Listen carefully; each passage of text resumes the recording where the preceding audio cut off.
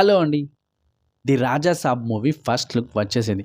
ప్రభాస్ అన్న మిస్టర్ కూల్గా బాగున్నాడు. అంతా ఓకే, కానీ ఈ పోస్టర్లో హిడెన్ డీటెయిల్స్ ఎంతమంది గమనించారు? మూవీకి సంబంధించి డైరెక్టర్ మారుతి కొన్ని హింట్స్ ఇచ్చారు.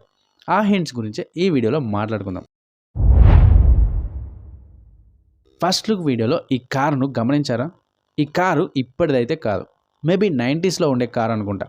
90స్లో ఉండే బెంజ్ మోడల్లా కనిపిస్తుంది. ఈ మూవీకి ఈ కారుకు ఖచ్చితంగా సంబంధం ఉండే ఉంటుంది. కాబట్టి ఈ మూవీ స్టోరీ మొత్తం కారు చుట్టూనే తిరుగుతుందేమోనని నా ఒపీనియన్. ఎలా చెప్తున్నానంటే, చాలా హారర్ ఫిలిమ్స్లో స్టోరీ అంతా కారు చుట్టూనే తిరుగుతుంటుంది.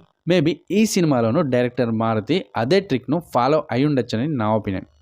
ఒకవేళ అదే నిజమైతే 90స్లోనే బెంజ్ వాడాలంటే ఆ పర్సన్ రిచ్ అయి ఉండాలి, అతనికి ఏదైనా జరిగి ఉండాలి, లేదంటే ఈ కార్లో ఏదైనా నిధి కానీ డాక్యుమెంట్స్ కానీ ఉండాలి. 90s మోడల్ కార్ ఉంది కాబట్టి ఈ మూవీ 90స్లో జరుగుతుందనే డౌట్ రావచ్చు, కానీ ఈ స్టోరీ ప్రెజెంట్లోనే జరుగుతుంది.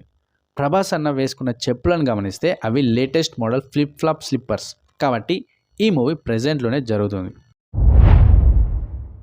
పోస్టర్లో ఇక్కడ పోస్టల్ బాక్స్ను చూడొచ్చు. ఈ బాక్స్పై ఇండియా పోస్ట్ సింబల్ లాంటిది ఉంది.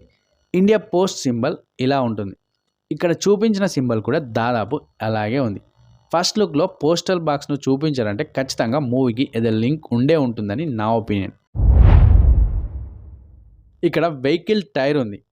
ఇక్కడ ఉమెన్స్ నైట్ వేర్ డ్రెస్లను చూపించారు.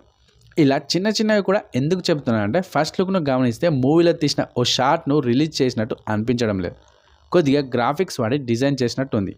కాబట్టి డైరెక్టర్ మారుతి మూవీకి సంబంధించిన హింట్స్ను ఈ పోస్టర్లో ఖచ్చితంగా ఇంక్లూడ్ చేసే ఉంటారని నేను గట్టిగా నమ్ముతున్నాను. మీకు అదే అనిపిస్తే కామెంట్ చేయండి. వీడియో నచ్చితే లైక్ చేయండి. That's it friends. Thank you for watching this video. Have a good day. By by. జై హింద్.